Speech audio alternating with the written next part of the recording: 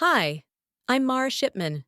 My husband used to laugh about my unemployment at dinner parties, said I was finding myself, or that I had too much free time. People smiled, nodded, sipped their wine. But what they didn't know was I was the one signing their paychecks. I built a company in silence while they made me the punchline. And the moment I stepped forward to claim what I built, security had to escort him out. But what hurts more than betrayal is realizing how many people helped him do it. So what would you do if your own family quietly erased you? The rooftop glowed with soft amber lighting, flickering in rhythm with the gentle hum of conversation and wine-induced laughter. I stood near the terrace edge, letting the breeze curl my hair around my shoulders. My dress, midnight blue silk, hugged me just enough to pass for elegance, but loose enough to let me disappear if I had to. That's what tonight was about, after all. Presence without visibility. People in my world don't insult you directly. They compliment you into irrelevance. A smile, a toast, a joke that leaves you questioning whether you're too sensitive or just finally seeing clearly. I've been told I have a great laugh and that I should use it more. But tonight, I kept it locked behind my teeth. Lyle, of course, was in his element. Perfect posture, drink in hand, that rehearsed ease of a man who believes every room welcomes his voice. He was standing in a tight circle with 3 other execs, each with a woman beside them, wives or plus ones, depending on how useful they were to the narrative that week. "And Mara here," Lyle chuckled, reaching to squeeze my shoulder just tight enough, "has been busy with her soup blog. Real gourmet stuff. You know, unemployment with a garnish." The laugh came on cue, like it always does in those circles. Polite, not loud. Controlled. Nobody flinched. Nobody defended me. They just sipped and smiled and let it sit in the air, as if it were harmless. Like I wasn't standing right there. Like I didn't notice the precise way he said unemployment, and glanced sideways, measuring who'd laugh first. I didn't say a word. I didn't need to. My silence was deliberate, heavier than their chuckles. I scanned the table. 3 men I had once approved budgets for, 1 woman I'd interviewed personally during a merger negotiation. Not one of them looked me in the eye. Later, when the server cleared plates, a woman I didn't recognize leaned close to me. She had that kind of deliberate smile, the kind that always makes you wish you had left 10 minutes earlier. "Have you ever thought about culinary school?" she asked sweetly, nodding toward the appetizer Lyle had mentioned earlier. "You've got the touch for presentation." It was so gentle, so polished, and it hurt more than Lyle's sarcasm. I nodded, murmured something vague, but inside, something shifted. Funny how, the more invisible you become, the louder the silence gets. I remembered what Dahlia once told me, back when Apex was still a concept and not yet a company. If you know how to sit still long enough, Mara, silence becomes a scalpel. Lyle, a few feet away, was launching into another story. This one about some restructuring initiative he led. The words were familiar. Framework language I'd drafted during a 3-day strategic offsite he skipped for golf. But now, here it was, being recited with the ease of ownership, casually reworded, carefully sanitized of its original source. I watched his hand gestures, the way he made eye contact with the men, the occasional self-deprecating laugh. He wasn't stealing. No, he was reframing, rewriting history in real time, with a glass of wine and good lighting. I thought about saying something, but I didn't. Because sometimes the most dangerous lie isn't a fabrication. It's a slight edit told enough times to become the only version people remember. As the evening dragged on, I claimed a headache. Lyle kissed the top of my head, a gesture for the room more than for me. "She's delicate with all this party stuff," he said, with a grin that stopped just short of mockery. On the elevator down, I stared at my reflection in the mirrored walls. My face looked calm, collected, but I felt like a sealed envelope nobody intended to open. Outside, I walked 2 blocks to avoid the valet stand. The night air carried a bite, just enough to keep me alert. When I reached my car, I didn't start it right away. I just sat, fingers tracing the curve of the steering wheel, eyes fixed on the skyline. Chicago was always more than home. It had been a battlefield, a blueprint, a silent witness. But tonight, it felt distant, like a postcard of a place I used to believe in. I remembered the first time I signed something as Emma Dawson. It had been late at night, after a long strategy session with Dahlia. We'd laughed about how strange it felt, this ghost name with my ideas behind it. That night, I told myself it was temporary, necessary. But now, staring out across the glass and steel horizon, I wasn't so sure anymore. Because when Lyle raised that glass, what I saw in his eyes wasn't pride. It wasn't partnership. It was victory, and not mine. I didn't sleep long, but I woke early. The kind of wakefulness that feels less like rest and more like resurfacing. Lyle was still in bed when I padded barefoot into my home office. I didn't turn on the light. The dawn seeping through the tall windows was enough. I opened my laptop without thinking. Habit wins when energy is low. Notifications bloomed across the screen. Tags, comments, subtle pings that didn't feel urgent, but hovered like gnats. There it was. Last night's event, already sliced and filtered into social content. A photo of Lyle and me, arms looped loosely around each other's backs, set against the skyline. I remembered the moment it was taken. I was mid-breath. He had leaned in and whispered, "Try not to look so serious. You'll ruin the aesthetic." The caption below the photo read, "Power couple, one shaping strategy, one keeping the house warm." My jaw tightened, but I didn't flinch. I clicked through more images, more captions, more cleverness at my expense. Someone I barely knew tagged me in a photo. I stared at it for longer than I should have. I was seated on the edge of a curved white couch, the kind that looks modern but never feels quite comfortable. On one side of me, a marble-based lamp. On the other, a narrow vase of white calla lilies. The caption? Interior goals. I wasn't named, not once. I zoomed in. My posture was elegant, my smile slight. I matched the decor. That was the point. I hovered over the remove tag option, clicked, then undid it. Was silence still a strategy if it started to look like compliance? I walked into the kitchen, poured black coffee with a steady hand. No sugar, no cream. I needed the bitterness. Back at my desk, I opened Apex Orion's homepage. The company had just posted its anniversary video, celebrating a decade of innovation. I hit play. The familiar piano melody was slick and cinematic, designed to inspire. Lyle appeared less than 10 seconds in, pointing at whiteboards, shaking hands with men in tailored suits. There was a shot of Valora clinking glasses at a launch party I never attended. Another cut to her speaking on a panel I had organized. I watched the whole thing twice. I didn't appear once, not even in the background. I'd submitted early sketches, behind-the-scenes video clips, team-building photos from the first year. None had made the cut. You know you've been erased when your own story is told without you. I took a screenshot of the final frame, then closed the browser. My hands weren't shaking. That surprised me. Footsteps approached, unhurried, unbothered. Lyle strolled in wearing sweatpants, sipping orange juice. "You were quiet last night," he said, yawning. "Everything okay?" He kissed my forehead before I could answer. I didn't recoil. That would have required surprise. "Just tired," I said. "Long week." He nodded and disappeared down the hall. I sat still, not because I was frozen, because I was measuring the weight of silence in a room that felt airless. When someone edits you out long enough, you start editing yourself in advance. You anticipate omission. You shrink to fit the margin. I opened a folder I hadn't touched in 3 years. Its name?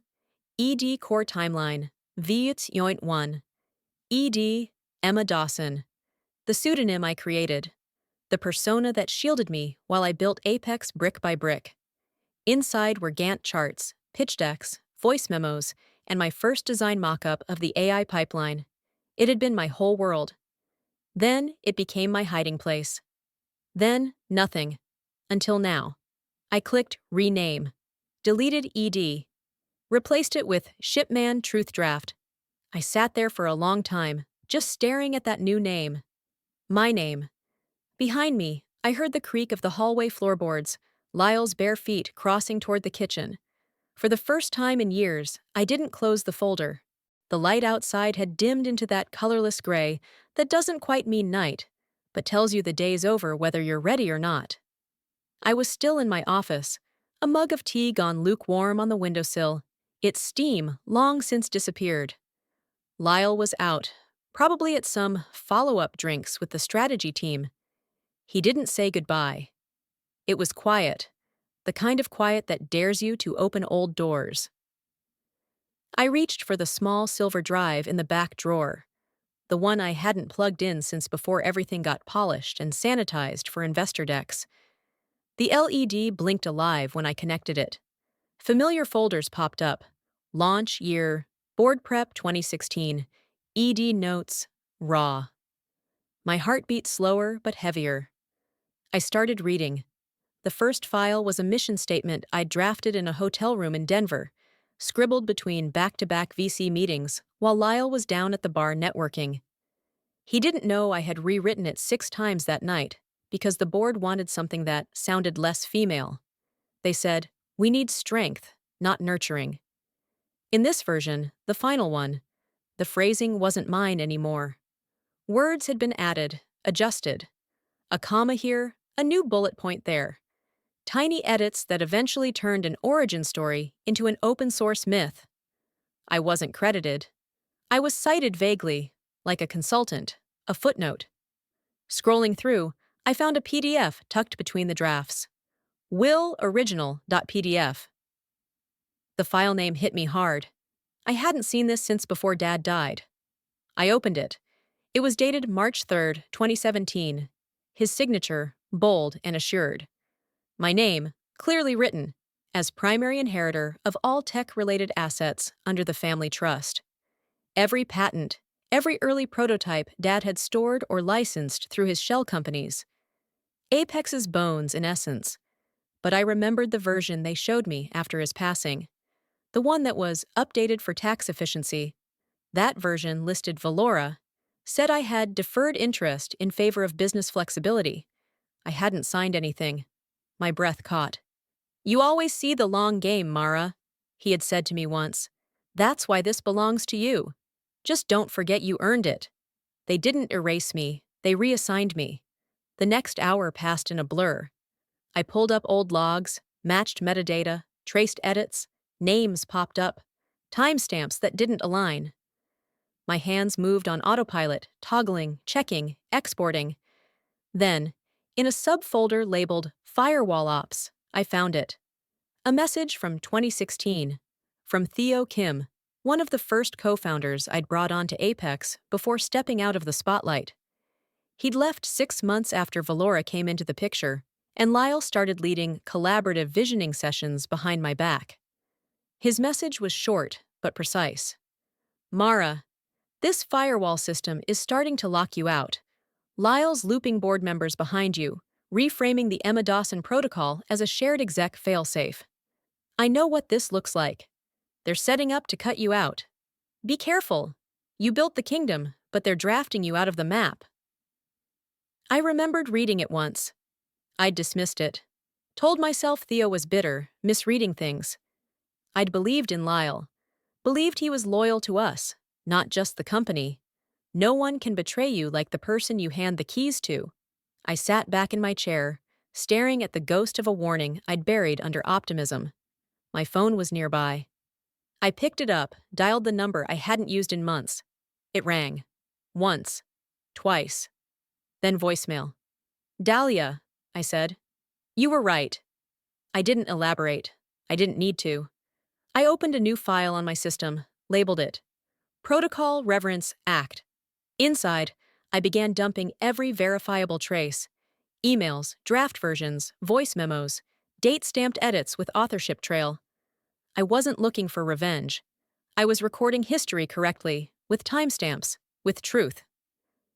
Just before midnight, I typed my real name, into the Apex company page. The search returned one hit. A misstated mention under company origins. Mara Shipman, early advisor. That was it. No founder's note, no leadership record. Just a single line, lost under Valora's highlight reel and Lyle's keynote photos. I closed the tab, then reopened it just to prove I hadn't imagined the emptiness. You can ghost someone's story, but ghosts never sleep. It wasn't a matter of if anymore. It was when, and who would be watching. The text came in just after 1. Valora, of all people. Let's talk. Just us. Cafe Grace? It read casual, but it didn't sit that way. She never reached out unless she wanted something, or wanted to soften the way she took something. I stared at the screen for a moment, then opened a folder on my desktop and started dragging files to a secure cloud. Nothing noisy, just a private insurance policy. I changed out of my worn sweatshirt into something more neutral. A blazer, dark jeans. The necklace my mother once told me looked too sharp for a girl. I wore it anyway. I always did on days I needed to remember I wasn't the same girl anymore. Cafe Grace wasn't far. A converted brick bookstore on the corner of a quiet street in West Loop. The kind of place people picked when they wanted to be overheard just enough. Valora was already there, seated with her legs crossed elegantly, sipping matcha, with the same performative calm she used to use before debating me in front of our parents. "You look rested," she said, her smile a half-inch too polite. I slid into the seat across from her. "I wasn't," she chuckled. Still as honest as ever. I didn't respond. There was a beat of silence. Then she leaned in slightly, lowering her voice the way people do when they want to pretend they're telling you a secret you should be flattered to hear. "There's a lot of movement in the executive wing," she said, stirring her drink. "Lyle's restructuring is getting traction. He's bringing in people with strong alignment, new leadership paradigms, new verticals."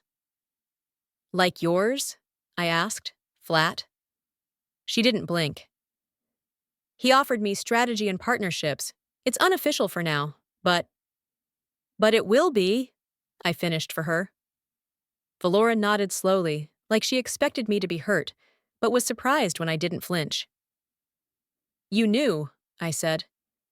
"He said you'd understand eventually," she replied softly. "It's just business." I exhaled just once through my nose and reached for my tea. "It always is, until it's personal." She looked down, but her face didn't change. She was as polished as ever, efficient, ambitious, gifted at being palatable in boardrooms. I left before dessert. No point dragging the corpse of sisterhood through another cup of herbal tea. Back home, I shut the door behind me, took off my shoes, and walked straight to my desktop. I pulled up the internal access log for Apex Ops dashboard. My assistant, Monica, had been reassigned, quietly, to an off-site innovation hub. Her name removed from the org chart, her role dissolved, her Slack deactivated. The transfer was filed under Efficiency Optimization, Director Approval, not mine. "They're not waiting for me to quit," I muttered aloud. "They're making it look like I already did." The desk light caught the edge of my wedding photo frame. I turned it face down. Then I opened a program I hadn't touched in 5 years. EchoTrail. I'd built it during the early days of Apex, when data leaks were our biggest fear, and every edit left a fingerprint. I began to trace document versions. My name was being edited out, line by line, removed from meeting notes, stripped from contributor fields, replaced in digital signatures. All quiet, all invisible unless you knew where to look. I started screenshotting, cross-referencing, saving. At 6:37 p.m., I sent a message to my lawyer. "Begin tracking, phase 1. Then I stood in front of the hallway mirror. My reflection was clean. Bare face, tired eyes. A jaw that used to tense when I wanted to cry, now hardened only when I had things to finish. "This isn't about being liked," I whispered. "This is about not being erased." I opened a secure email portal and typed slowly, deliberately. The message had no greeting, no sign-off, just names, dates, IP logs, a list of project files with original authorship, a trail of intentional edits and removal. I didn't send it.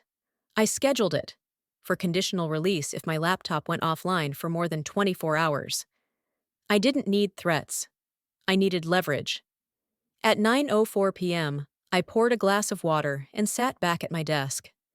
My inbox was quiet, but the system logs weren't. One new entry blinked at the bottom of the audit trail.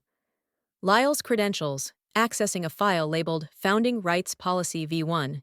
He had no clearance to be there, and Valora's voice was still echoing in my head. The elevator ride to the executive floor was slower than I remembered. Maybe it was me. Maybe I was measuring every second before the doors opened, knowing what I'd find, already bracing for how much I wouldn't recognize. When I stepped out, the space looked the same, sleek, sterile, designed to impress. But the energy had shifted. Conversations dimmed as I walked by. A few staff gave me half smiles, eyes flicking toward their screens. No one said my name. That part wasn't new. But now I noticed they didn't know which one to use.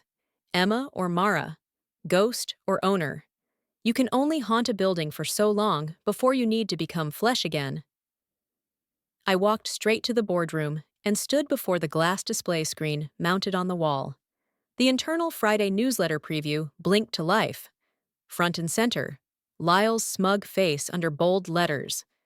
Lyle Gaskins, promoted to Executive Vice President of Strategic Direction. The title? Mine. The framework he'd built was the one I'd created during the first 2 years of Apex's growth.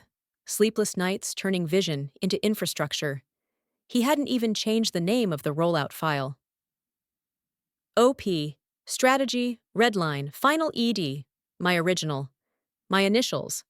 I closed the screen and walked toward his office. He was reclined at his desk, typing with the confidence of a man who believed the room belonged to him. He looked up. "Hey, didn't expect you up here today." "I noticed," I said calmly. He gestured to a chair. "You want to sit?" "No." I walked to the edge of his desk and tapped the folder in front of him. "You didn't even rename the plan file." Lyle blinked. "I was going to, after the rollout." I tilted my head slightly. "Don't confuse temporary silence with consent." He sat up straighter. "Look, this isn't a hostile move, Mara. The board loves the strategy. It's continuity." I stepped back without replying. If he couldn't see the fracture, he wouldn't notice the collapse until it swallowed him whole. Later that night, I was back in my apartment. I poured a glass of water, sat on the edge of my bed, and checked my inbox. An automated calendar update blinked at the top. Quarterly investor call. Participant list updated. I clicked it.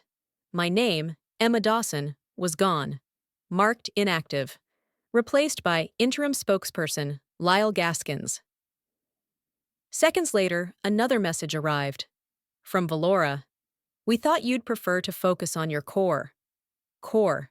As if I were a side hustle, a decorative flourish with no function.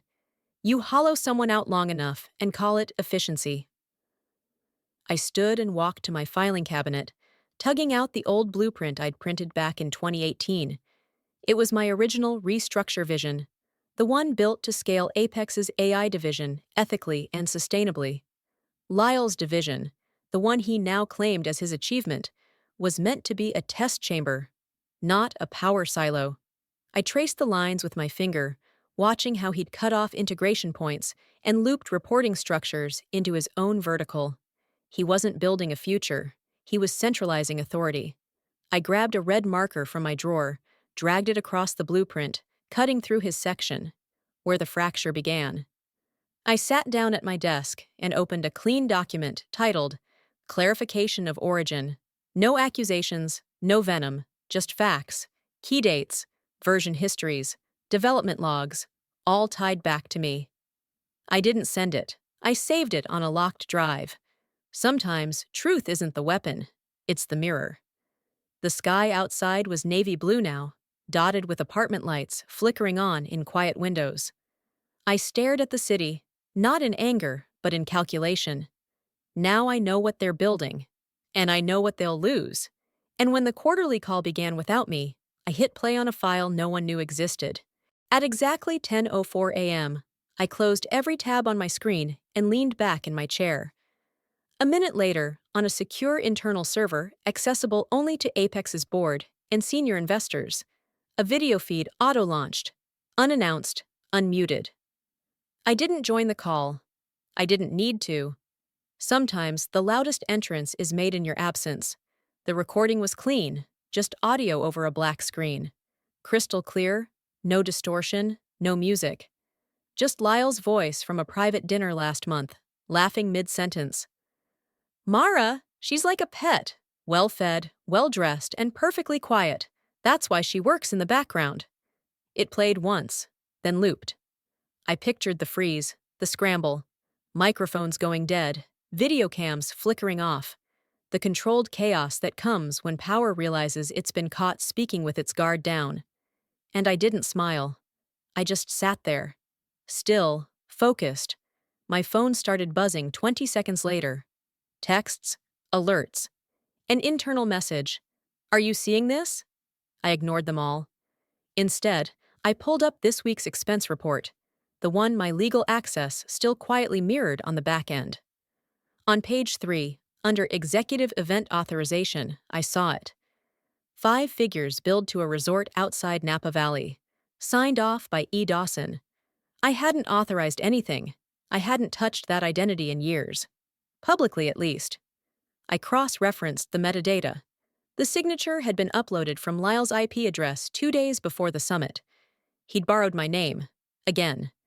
This time, he used it to pay for his rise. I didn't waste time with outrage. I forwarded the file, flagged and labeled, to 2 people only, Dahlia and Arden, along with a single sentence. See attached, signature mismatch. Then I sat back and let the system do what it does when inconsistencies surface. Log, escalate, loop in risk and compliance. He borrowed my name to build his throne. He'll return it in pieces. An hour later, the media started noticing. An anonymous internal source leaked the audio. Some editor clipped it to a meme and posted it with the caption, Apex's silent co-founder speaks louder than words. I didn't have to lift a finger. PR released a rushed statement, clarifying miscontextualized remarks. It sounded as hollow as it looked. I forwarded the memo to the board with no comment. Just one word in the subject line. Noted. One of them replied within minutes. Just 3 words. Are you ready? I didn't answer. Instead, I pulled my journal out from the drawer. Leather-bound, nearly full. I opened to a blank page and began diagramming everything. Names, connections, patterns. I wasn't planning revenge. I was mapping consequences. I don't want to hurt him, I whispered aloud, more to the quiet room than to myself. But I will not be hurt again. The rest of the afternoon passed with an eerie stillness, like the air before a thunderclap. I worked. I archived. I prepared. By nightfall, I stood by the same window I always did, the one facing east toward the lake. The skyline hadn't changed, but the weight it held had shifted. This wasn't a moment of victory, not yet. But it was movement. It was mine. It's my company, I said softly, almost under my breath. It always was. And as I looked out at the city, his name vanished from one more internal directory, and mine took its rightful place. The calendar invite came in with a subject line that made my skin tighten before I even clicked it. Family touchpoint, emotional check-in. I didn't need to open it to know who sent it. Valora's tone was unmistakable, like syrup over a razor blade. What made it worse was the timing, less than 24 hours after the audio leak, after Lyle's name was dragged across every finance feed from San Francisco to New York. After mine was quietly restored to its rightful place. They didn't even wait a day. The meeting was scheduled for 10 a.m. in a private conference room on the 3rd floor of Apex. Neutral ground in theory, but I knew better. These weren't conversations. They were ambushes disguised in warmth. I showed up on time. Not early, not late. Just precise. When I walked in, They were already seated in a semicircle, like they were waiting to stage an intervention. Valora, my mother, two uncles I hadn't spoken to in months, unless it was about trust fund logistics or who was inheriting the lake house.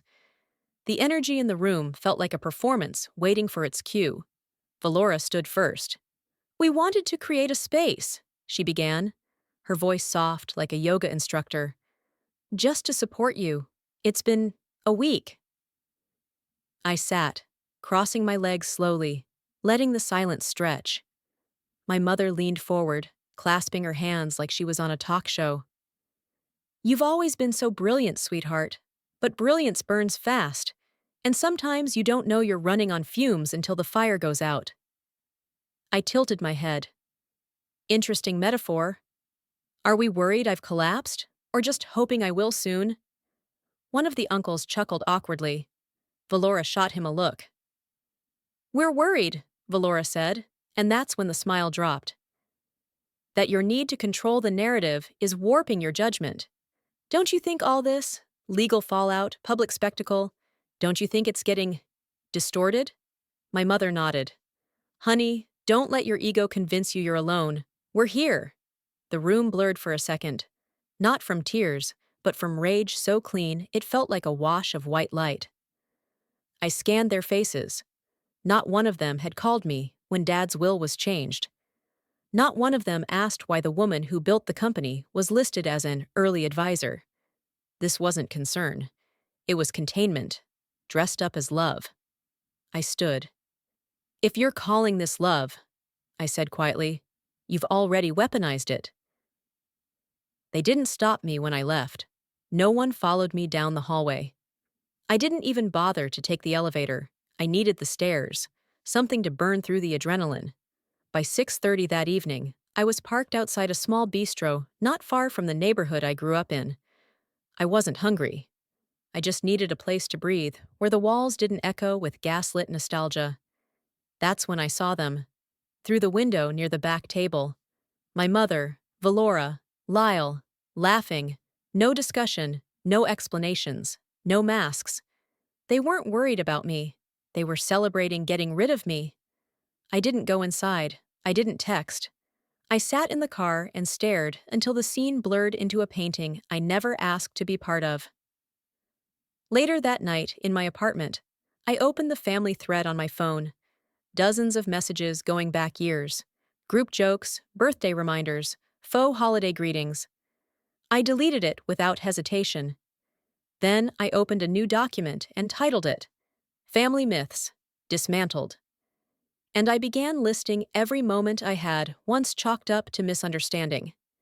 Dad's change of will, updated for tax simplicity. Valora, accidentally, left off my name from press quotes. Mom suggesting I pause work during Lyle's early climb, so he could shine.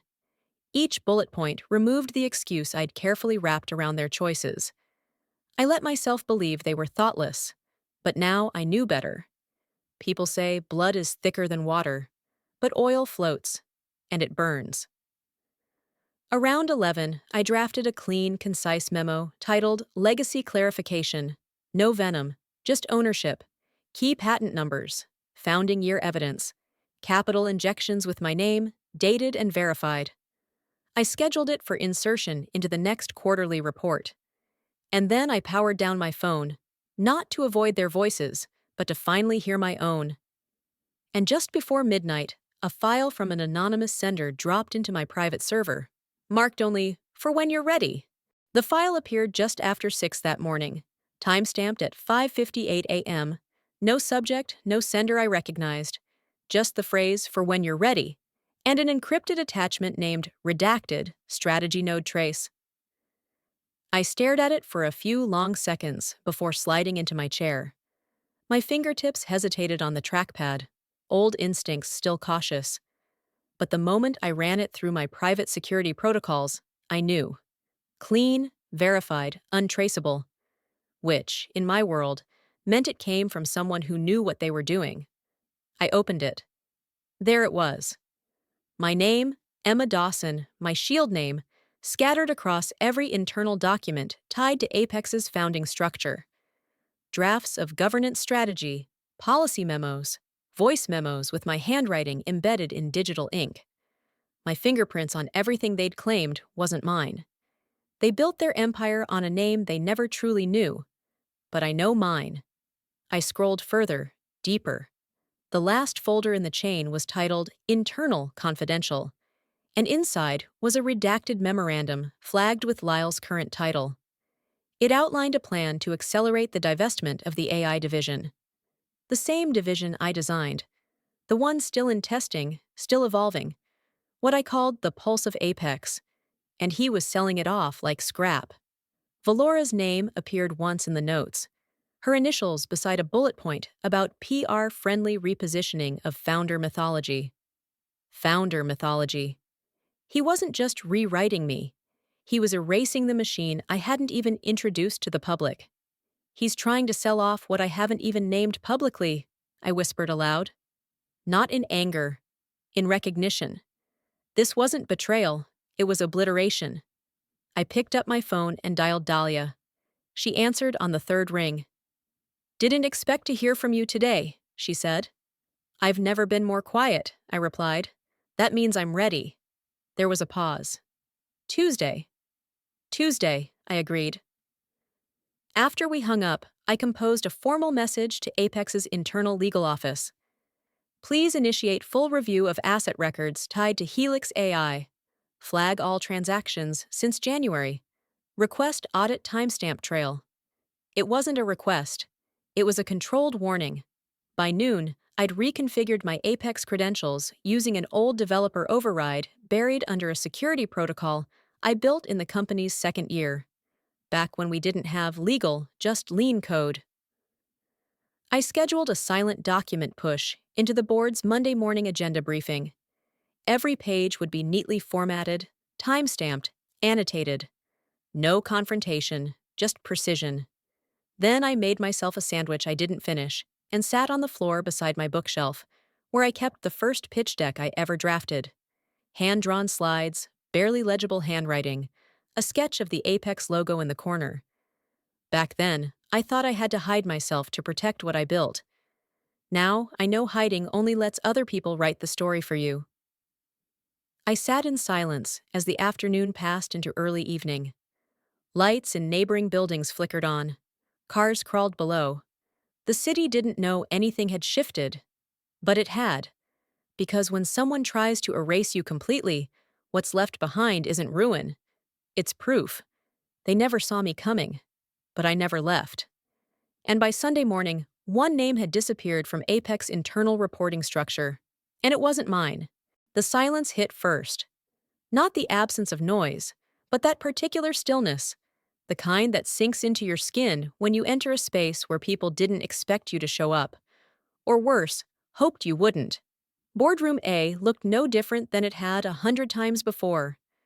Same polished wood, same sterile glass, same skyline view stretching across the city I once believed I had to hide from. But this morning, the chairs didn't just hold executives. They held architects of omission. I walked in, heels echoing like a metronome counting down to rupture. A folder labeled Reinstatement File sat neatly at each seat. Dahlia nodded at me from the far end, quiet, unwavering. I didn't sit. Lyle was already there. He didn't meet my eyes. I cleared my throat once. We'll begin with documentation submitted earlier this morning, I said evenly. Audio proof, forwarded anonymously but verified, marked Exhibit A. With a click, the speaker came alive. Valora's voice first, clipped, confident. Start scrubbing Emma from all team docs, public and internal. We can't have her referenced anymore. Makes things messy for transition. Then Lyle. She doesn't exist anymore, not officially. A few board members stiffened. One leaned forward. Another pushed back from the table altogether. That qualifies as internal sabotage, someone said. Under Clause 4.8. I didn't blink. Continue playback. When it ended, I let the silence stretch again. It wasn't punishment. It was letting them hear the absence of anyone rushing to defend him. I didn't authorize those directives, Lyle said finally. This is mischaracterized. Security Chief Beale stepped forward. His tone was flat.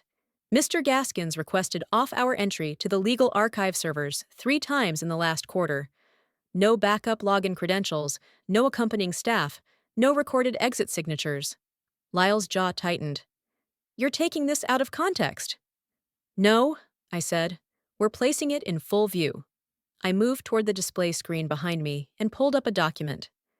A scan of the original Apex Charter, the one signed at a table Dahlia and I shared over takeout years ago. I scrolled down to the section titled Founder Authority, Non-Delegation Clause. I never relinquished authority, I said. My name was removed. Not by vote, not by process. Just deleted. Dahlia leaned forward. This clause gives the founding party right of reinstatement upon confirmed breach of procedural ethics. A vote was called. Lyle stood. I'm not going to sit here for this farce. You earned this, Dahlia said coolly. You'll stay. The board cast their votes, 9-0, unanimous. I was reinstated, officially and immediately, as CEO of Apex Orion. No cheers. Just the soft sound of paper being shifted, tension cracking like old glass. Bring in Miss Kent, I said. Valora entered, all poise and polish, as if summoned for a celebration. I turned to her. You didn't steal from me, I said quietly. You stole from your own potential. She blinked, almost startled. Then I faced the board again. Effective immediately, Lyle Gaskins and Valora Kent are suspended from all operational roles pending legal review. HR and legal teams will oversee transition. Security is waiting outside. Lyle's eyes burned. Valora's went cold, but neither said a word. Security entered. Professional, silent. One on each side of the room. No force, just presence. And then it happened. The door opened. The two of them walked out. And as the doors closed behind them, the silence in the room felt like air returning to lungs I didn't know had collapsed. By the time I walked into the legal wing Monday afternoon, the building already knew. Not from me, but from every phone screen, Slack thread, and finance newsletter flashing the footage from the boardroom. Lyle and Valora, escorted out. The video had leaked that morning, first to a blog that covered tech power plays, then to a national wire service. I hadn't released a statement. Didn't need to. The image spoke for itself. Inside the legal conference room, a list lay on the table, printed on thick stock paper. Its title was simple: Restructure and Remedy. Names, roles, consequences. No adjectives, no apologies. I picked up the pen. I didn't hesitate. Each line I signed wasn't retaliation. It was reparation. There were some people who had stood back too long. Others who had quietly forwarded files to me in the dead of night. I didn't forget either. This isn't punishment, I murmured. It's restoration. Across the hall, the PR team huddled in damage control mode. Apex's official release was laughably neutral. Executive leadership update following strategic realignment. Twitter had no such restraint. CEO reclaims company from husband and sister. This is not fiction, one post read, paired with a slow-motion gif of the boardroom doors closing. I printed that tweet and pinned it to the inside of my office drawer under a folder labeled Not Fiction. Later that day, a paralegal from Dahlia's team arrived with another stack. Discovered documents. Redlined drafts of internal department transfers, bearing Valora and Lyle's digital signatures. One memo stood out. It was dated months ago, and in it, my name had already been removed from 2 core project teams. Backdated, subtle. They didn't just try to remove you, Dahlia said, stepping in. They tried to erase the code you wrote into the system. I nodded quietly. That's the thing about code, I said. Even when erased, it leaves traces. Legal confirmed the findings. Breach of fiduciary duty, intentional misrepresentation, tampering with succession planning. Valora hired a crisis PR firm that afternoon. Lyle went silent. I assumed he was either negotiating a settlement or rewriting his version of events in some polished tech pivot blog post. Investors released a joint memo that night. It read, "We stand with Shipman." I didn't reply, but I sent 2 emails from my personal account. One to Dahlia. "Thank you, not just for this week, for believing before anyone else did." The second, a wire transfer, anonymously, to a nonprofit that funds first-time female founders shut out of traditional capital channels. As evening came, I returned home and turned on the dim lamp in my living room, the one I always used when I needed to think but not feel watched. I sat at my desk and started moving old files into archived folders. Not deleting, not hiding, just clearing the space for what came next. I opened a fresh page in my notebook and wrote at the top, "Not the end. The clean beginning." I closed the journal and stood, walking toward the window that faced the city. Below, the traffic pulsed like veins through downtown. I wasn't starting over, I was starting right. And on Tuesday morning, I would walk in. No aliases, no silence. Just truth and legacy in my own name. I woke before my alarm, but stayed in bed for a few extra minutes, not because I was tired, because I wasn't bracing. For the first time in years, I didn't start the day scanning my phone for the next emergency, the next passive-aggressive email, the next vanishing act of my name from what I'd built. Instead, I poured myself a cup of coffee, black, as always. No phone, just steam rising. Just air. I opened the window in my apartment, let the spring breeze in, and stood barefoot on the hardwood floor. Nothing dramatic. Just stillness. The kind that isn't about the absence of chaos, but the presence of ownership. By 8:30, I was at Apex HQ. The tech team was already setting up for the live stream. My first all-staff broadcast, not as Emma Dawson, not as a placeholder, as me, Mara Shipman, founder, CEO, the one they almost buried beneath a strategy deck. I reviewed my opening line again, simple, direct. I built Apex in silence. Today, I speak to you as its true voice. The countdown clock ticked. 30 seconds. A producer gave me a nod from behind the camera. I didn't blink. When the red light lit up, I began. "Good morning," I said calmly, evenly. "Many of you have never seen me in this context. For that, I take responsibility." I paused. Not for effect, but because I needed to hear it aloud. I spent a decade leading this company under a pseudonym. Not because I was ashamed, not because I wasn't capable, because I was protecting something bigger than me, something I didn't think would survive if the world saw me too clearly. Another pause. I was wrong. 7 minutes. That's how long I spoke. Not about Lyle, not about Valora. I never said their names. I didn't need to. I spoke about silence. What it gave me, what it cost me. Silence isn't noble when it hides rot. It isn't strength when it protects injustice. And it becomes complicity when it makes room for erasure. I told them who I was, what I built, and what comes next. We don't rebuild Apex from denial. We rebuild it from reckoning, from truth, from transparency. I looked directly at the camera. You don't have to believe in ghosts, but you can't keep pretending they didn't build the house you work in. The feed cut. The chat froze. Then erupted. My phone buzzed once, twice, then a constant hum. I didn't answer anything right away. I went to the break room and made another cup of coffee. When I returned to my office, the pings were still coming. Slack messages, private DMs, even emails from people I hadn't spoken to since we were bootstrapping out of co-working spaces. Most were polite. Some were brave. One stood out. "I'm sorry I called you the CEO's +1 at the fundraising dinner. You were the blueprint." I bookmarked it. Not all ghosts haunt. Some just need to be seen once to rest. I stepped into my private office, the one I'd never publicly occupied.